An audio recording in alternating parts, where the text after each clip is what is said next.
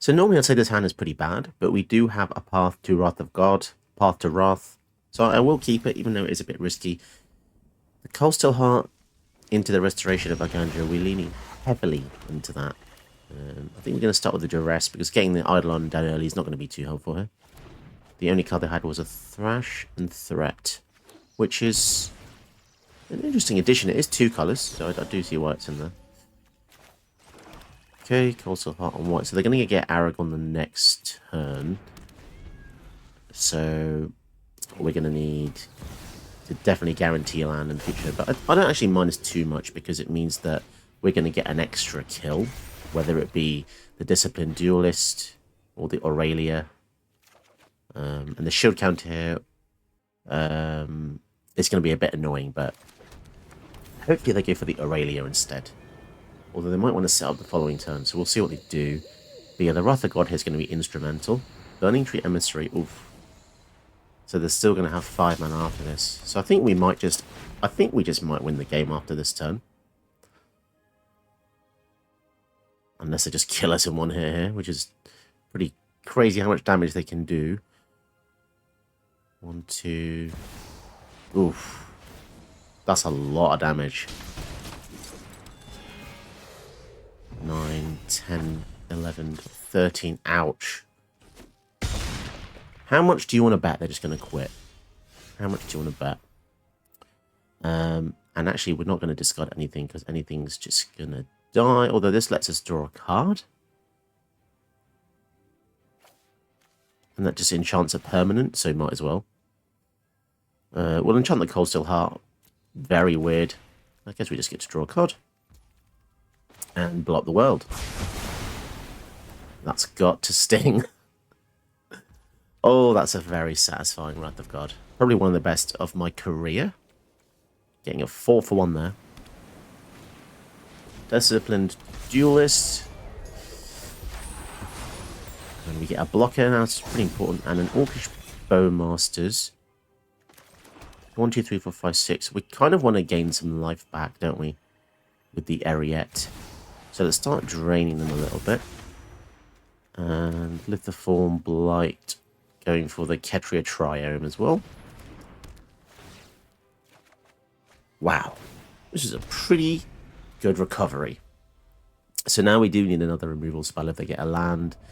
They can go for the Aragon again. It's going to be dangerous from here on out.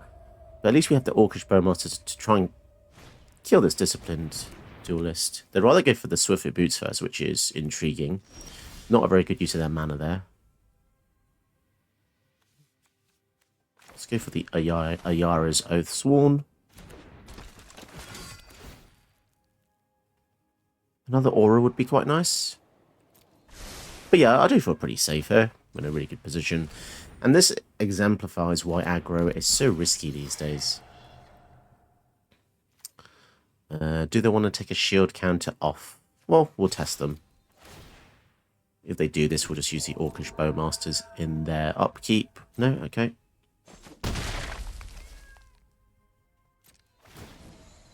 Joining of the 2. So we're on the path to victory here.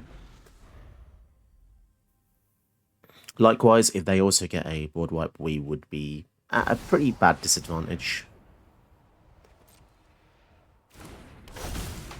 Okay. Yeah, let's flash in the Bowmasters, taking off the shield counter from the Duelist here. Okay.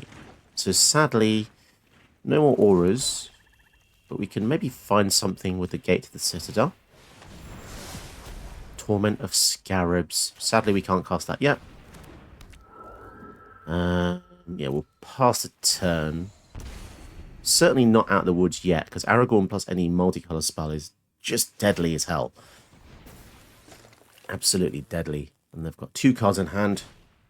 Relic of Legends, literally colorless. Probably not great. Oof. But then we get a 3-color card after that, which is definitely painful.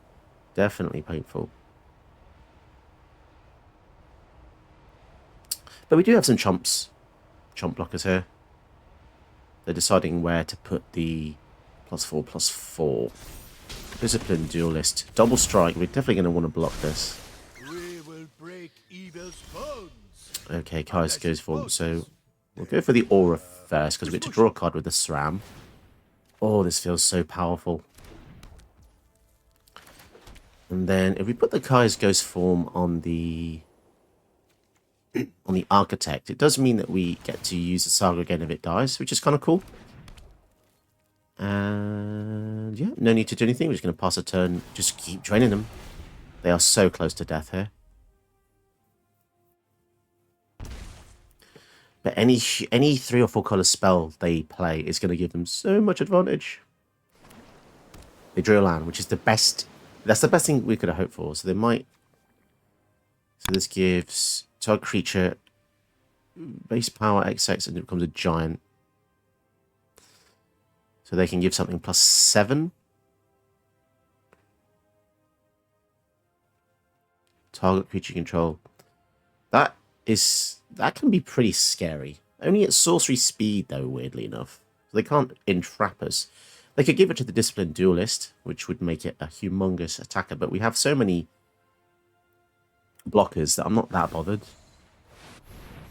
So that's a Trample Haste 10/10.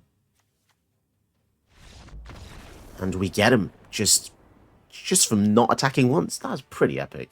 Okay, we get to go first against a Feather deck, which is an absolute miracle. This, I can't stress enough how important it actually is to go first. Because if they get to go first with Feather and then protect it the turn after, it's such a nightmare. It really is. Okay, fine. They found another way to protect it anyway. Although we do have Demotion. Demotion in Deocean. Can't block, and its activated abilities can't be activated.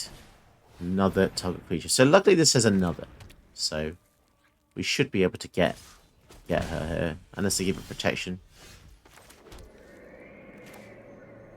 Okay, Arena's fantastic. And Demotion. Okay, so they do go for the Feather here. We may have a window to kill it. I really hope we do have a window and they just don't have a 1 mana spell to give it protection. Okay. Activate ability can be activated. Sure thing. I'd like to get a land here. Untapped. Nice. Curse of Leeches should be good because if they flicker anything... Oh no, sorry, this is the wrong card. This is still good. Draining for 1 is going to be important.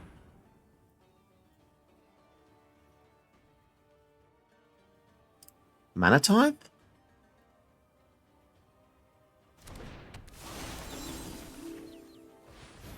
Do they have Mana Tithe or a 1 mana protection spell? 4, 5, 6. Cloud Shift. Okay, that's annoying. This is going to be an absolute pain in the ass here. Feather is one of the most annoying decks. It really is annoying. Because the whole thing is basically, can't catch me, can't catch me. Every time you target it, they use the same spell over and over and over again. The only board wipes are going to really work here. So please, can we get one? Veto. Okay. Veto could actually be pretty good. 1, 2, 3, 4, 5,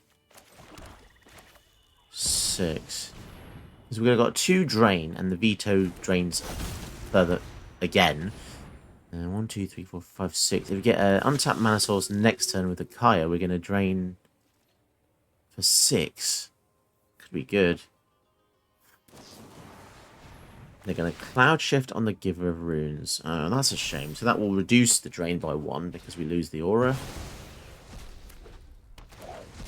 But they do... Yeah, no, there's no upside here. We just have to get really lucky. And hope our Vita can take us to glory here. 6 mana open. They can only really attack in the air safely. Unless they buff. Ooh, okay, so Leonin Light Scribe's a pretty scary card, actually. Transcendent Envoy and an Orcish Bowmasters. Could be okay. The flying blocker here is kind of like, yeah.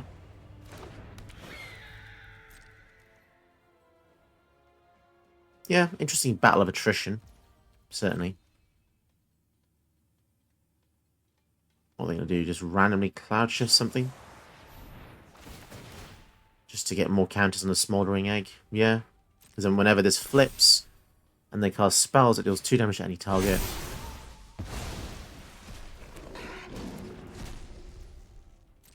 Don't know what to think. They're at 20. Can they gain life?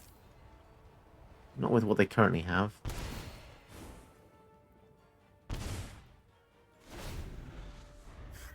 Come on, Eriette. I'd like some more auras. Every aura we get doubles the drain. If they draw cards, the Orcish Bowmasters gives us a bit of value as well. Pings them in the face. If we give us Team Lifelink as well, that would be awesome, because then this would be able to... okay, so I'm not really happy about this, but I think I'm going to block with the army token. I just don't want to take too much. Could deal 1 damage. No, I'm just going to deal 1 damage to them. I can't see any life gain. And I'm going to make them... have to deal with Kaya.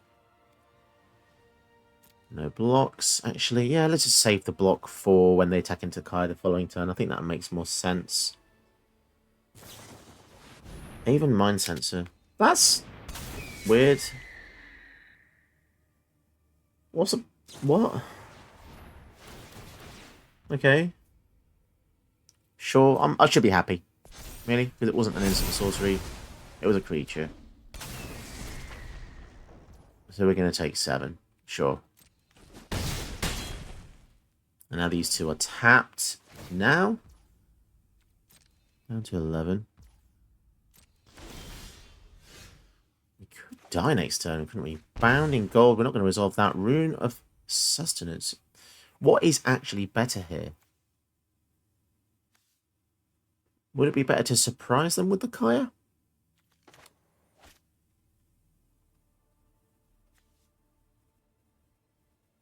So basically, whatever we target with Bound and Gold is going to get flickered. So we might as well do it on our own, guys. Right? What can we give lifelink to that's going to be meaningful? What's the play here? I think we go for Kai because it's so expensive. And the drain is going to be absolutely nice. Takes us to 13. Your time's almost up. And yeah, we're just going to hold off. So I think we could maybe win in our next turn, depending on what they do. It's completely arbitrary here what they actually choose to target. That's going to come back. They're doing this purely for the smoldering egg. Drain them for 2. Down to 7. Down to 6. And then 5. Okay. So Eriette, this is a really cool deck just for passives. If you're into passives, this is wonderful. So Kaya has given them an interesting wrinkle, because now they have to think about killing her, I think, because her with the veto, there's 6 damage, lethal, just the Kaya and the veto.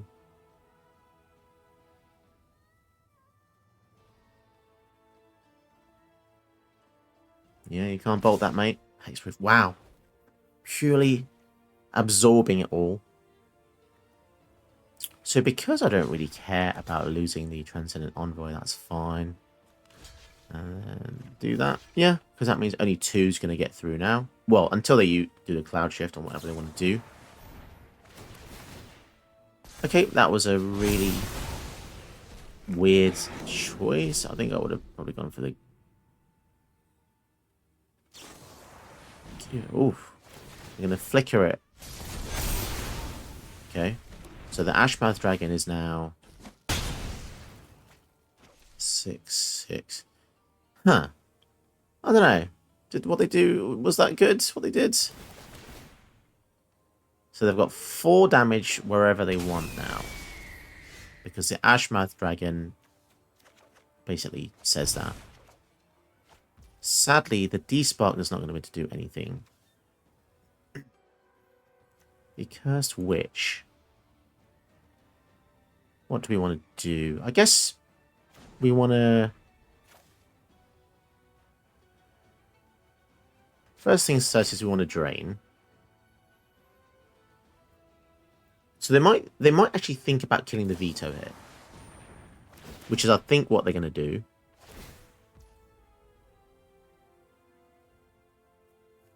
Okay. 2 damage. But the thing is, they're using all the spells preemptively, right? And they don't know we have this extra drain stuff going on. Okay. So they've basically put all their eggs in this basket. Yeah, they're just dead. They've done everything. Unless they've got maybe some other spell here for 1. Down to 2. You're not safe from me. And they can give protection. So... they've got a lot of toughness.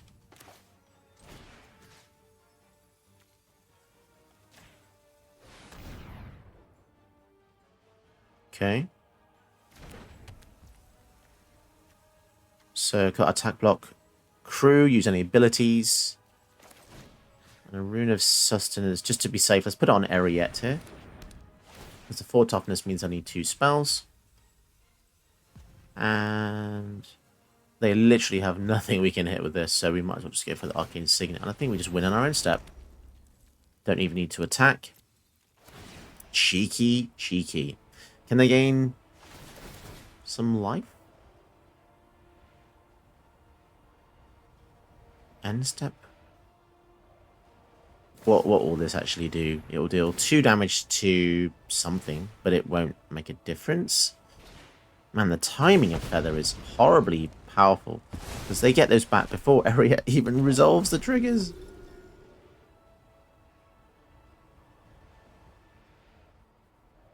Come on. Drain for 2, come on. Oh, that was a scary game. I feel like they might have... would they have won in the next turn if they had a 2 life? Because they would have taken another one from here. I think they would have had enough. Yeah, because they have 3 flyers here. That's 15 just here. And if they use 1 spell, that's 18 just for the flyers. And another spell we know they have 21 damage flying. So the Kaya and the Veto there were very important. So this hand looks okay, but I'm going to mulligan this. Only 2 lands. Okay.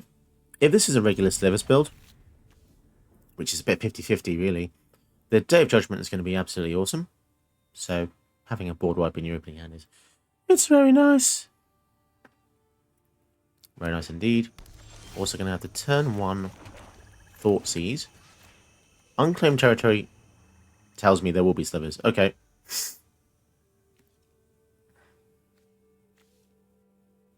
What do we get rid of? Herald's Horn, I think. Because Litjara is 5 mana. They're not quite there yet. Slivers have Vigilance.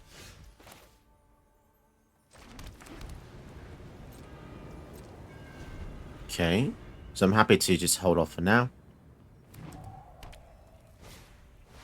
Some of you may ask, well, why don't you get rid of a Sliver? Well, we have a board wipe for those. So we can be a bit more patient here.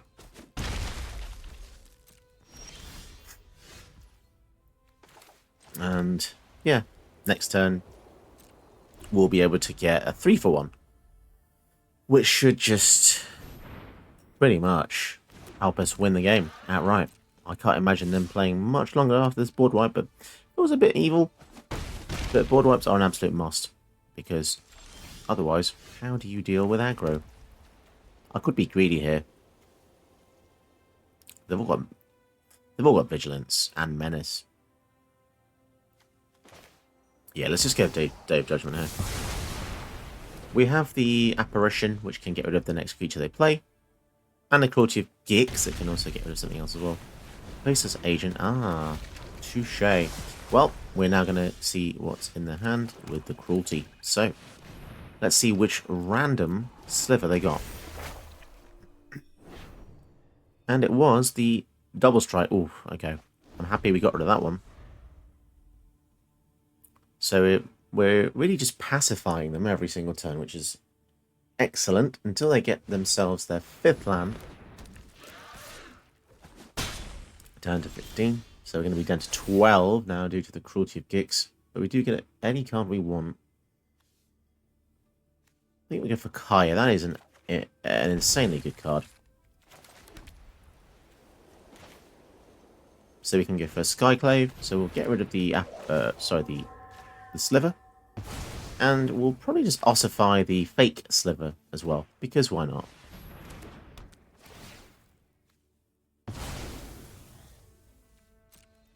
And then next turn we can try and maybe even just get the Kaya out and start gaining life. Okay, 2 red sources. Not good for them. They want to have a variance, or variation, sorry, should I say, of mana. So they can get their Wooburg commander. Now, saying that, they can get very lucky with this sliver. All they need to do is get one amazing cascade, and they could be in for a chance of dominating here. What do we want? Yeah, we'll go for a random double striker. So we could kill the reflection. But I think I'm happy to just go for...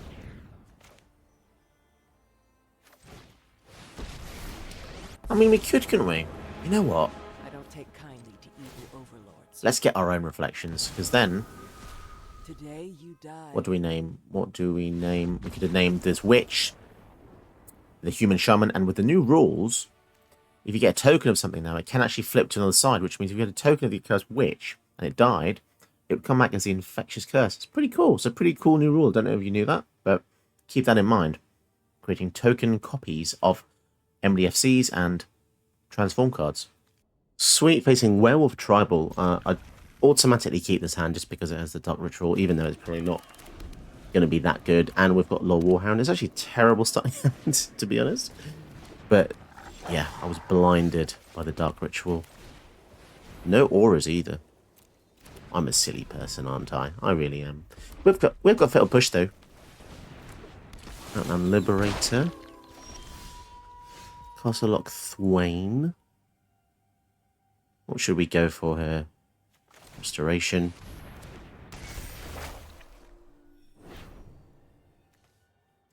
And we can't play any of the black cards in our hand anyway, or any of the white cards, so we might as well just go for Castle Lock Thwain here.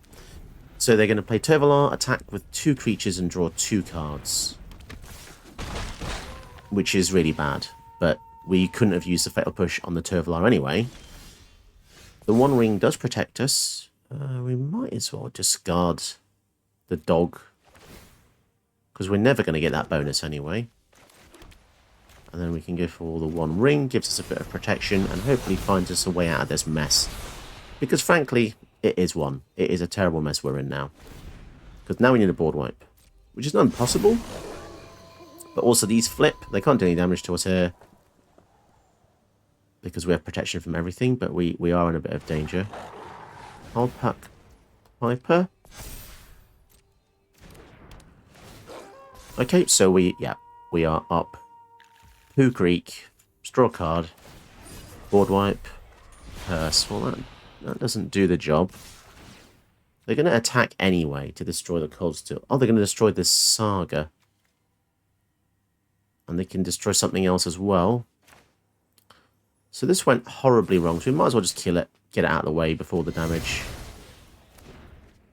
Although, interestingly, they didn't want to respond. Strange. Oh, Cruelty.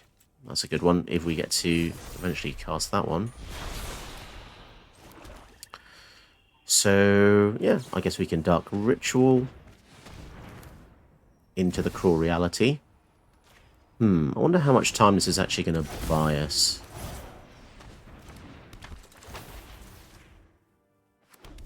And keep up some blockers. So they're going to lose a creature. They have to sacrifice something. The wording is pretty brutal. It's not a choice. It's not sack or lose 5. It's they must sack, and if they can't lose 5. So this is pretty crazily powerful. And I bet they kind of wish they had the Outland Liberator. So in a way, it was actually good we killed it earlier on with the failed push. So they're probably seeking an answer here. Or playing more creatures. Lava Coil. And they're going to put a creature... A Kessig Naturalist. 5 damage, they're going to draw 2 more cards. Okay, we're down to 13. Down to 11 after the 1 ring triggers. Oh my goodness. So we need some more auras so we gain some more like Languish. Well, I think we've just won the game. To be honest. 3 mana. Would we rather get Eriette out or the Curse? 1, 2, 3, 4, 5...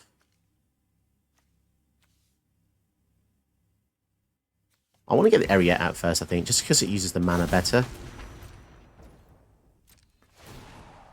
Draining for 1. It's not going to help massively, but next turn we're going to get another aura. So the more auras we get, the more we can offset this 1 ring damage here. We might find ourselves drawing yet another few cards just to get back in the game. Faceless Agent, okay. So yeah, Eriette with any auras, even not fantastic ones like Curse, is going to be great.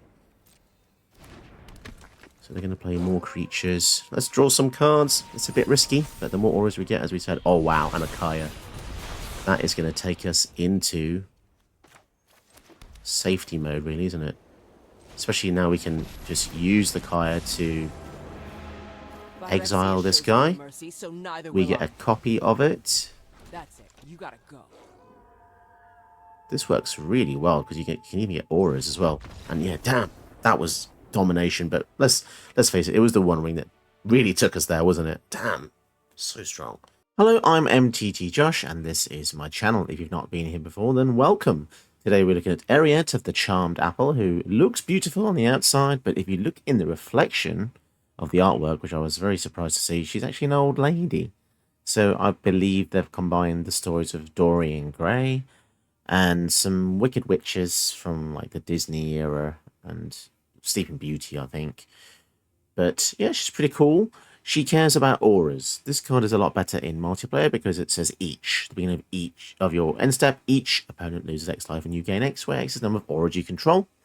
And each creature that's enchanted by an aura you control can't attack you or planeswalkers you control. So basically, she makes everything pacified that has an aura on it. So the idea of the deck is you want to have lots and lots of auras. And there's some interesting auras in the deck. Mainly the ones I enjoy are the Curses. Curses are quite a rare type of card. You can look at them here with Cruel Reality. Curses are unique in that they don't actually go on a creature, they go on a player, which makes them a little bit more versatile. Because if you put an aura on a creature and the creature dies, the aura goes away. But something like Cruel Reality sticks around for a long time, and this is brutal. 7 mana, and beginning of each enchanted player's upkeep. That player sacks a creature or planeswalker. If they can't, they lose 5. This is going to kill them very fast. Especially when you combine it with Eriette's draining ability. Let's find some on the curse. It's got a Curse Witch, which is interesting. When this dies, it makes spells you cast at target enchanted player cost 1 less, and you drain them for 1. You'll notice there's a lot of draining going on here. Torment of Scarabs gives them a Punisher option. So on their upkeep, they lose 3 unless they sacrifice an opponent or discard a card. There's also Curse of Leeches, which has drain 1 and becomes a 4/4 lifelink. And what else do we have? Trespass Curse. Whenever a creature comes in, drain 1. So you get the picture. Lots of curses that do naughty things. And we've got auras on our side of the field that benefit by having Light Pause, which lets you get further auras. Be careful with this though, because if you choose a curse, you cannot get it out because it has to attach to Light Pause. So only beneficial auras on Light Pause. Whenever you play any aura, you get to draw a card. So Core Spirit Dancer is going to be awesome in the deck, along with SRAM, which also lets you draw cards as well. Lots of nice little synergy pieces here. Hateful Eidolon's pretty epic as well. Whenever an enchanted creature dies, draw a card for each aura you control that was attached to it, whether positive or negative. This was part of a historic deck using Luris as 60 card format. Pretty crazy just being able to draw 2, 3, 4 cards by stacking auras, which is normally a negative thing. And bear in mind of the hidden curses, you've got Cursebound Witch, which was an arena specific card. When this dies, you get to draft a random card from the spellbook. There's 15 cards all related to witches. You can see here as you scroll through them, all the different cool things related to witches, including copies and doubles of cards that you already have in the deck. So this is an interesting way of getting doubles of the powerful cards like Tournament of Scarabs, Cruel Reality, so on and so forth. One very vital piece to the deck, I think, is Veto, Thorn of the Duskgrowers. This really does build up. It essentially doubles the drain from Eriette on the end of each end step. There's a lot of different things going on in this deck. It makes it quite interesting. And combine that with the beautiful artwork by Magali Villeneuve, who's just, she's just such a good artist. She does so many amazing pieces. I think you'll love this deck, especially for paper commander players. This is going to be absolutely incredible in multiplayer, even better, because it drains more people. If you want to see the deck list, it will be in the description below. Make sure to check it out. You can also donate to the channel if you want to help me out, because YouTube doesn't pay that well at all, to be honest. Yeah, check out the details in the description below. Did you know that you can help my channel by watching another one of my videos? Go ahead, you know you want to.